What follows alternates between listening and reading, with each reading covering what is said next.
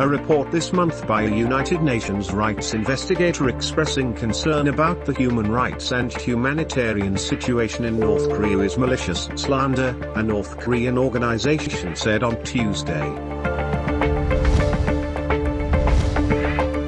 The US and Chinese governments made some incremental progress in their economic and trade negotiations, with Chinese Vice and US Treasury Secretary holding their second call in about 4. China described the conversation as pragmatic, candid and constructive in a statement Tuesday in Beijing, saying the two sides agreed that it's important to strengthen communication and coordination of macroeconomic policies as the world's recovery faces a critical moment. At least 7 people have been killed and 140 injured as thousands took to the streets in protest after Sudan's military seized power from a transitional government. The governments of the United States, the United Kingdom, and Norway issued a statement expressing deep concern about the situation, condemning the suspension of democratic institutions and calling for the release of those arrested. Southeast Asian leaders have begun their annual summit without a representative from Myanmar, after its top general was barred over the military's failure to follow a regional peace deal. The move was a rare bold step by a regional grouping known for its non-interference and engagement. Every night, the Palestinian neighborhood of Silwan turns into a war zone as youths confront Israeli occupation forces. Palestinian homes are raided and ransacked, young men and children arrested, shot at, and assaulted. During the day homes are demolished and residents displaced as the Israeli-controlled Jerusalem municipality pursues its policy of Judaization of the occupied eastern part of the city to make way for Israeli settlers, a policy illegal under international law. Israel is holding its largest ever Air Force exercise this week, joined by several Western countries and India, with the United Arab Emirates' Air Force chief set to inspect the drills. While UAE aircraft are not flying in the drills, Lazar said the visit from the country's Air Force chief, set for Tuesday, was very significant.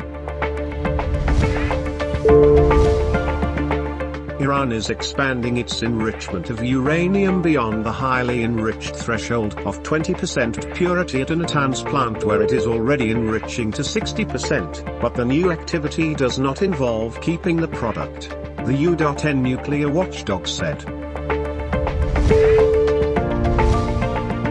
Turkey and its Western allies climbed down from a full-blown diplomatic crisis after foreign embassies said that they abide by diplomatic conventions on non-interference, averting a threatened extend and ambassadors.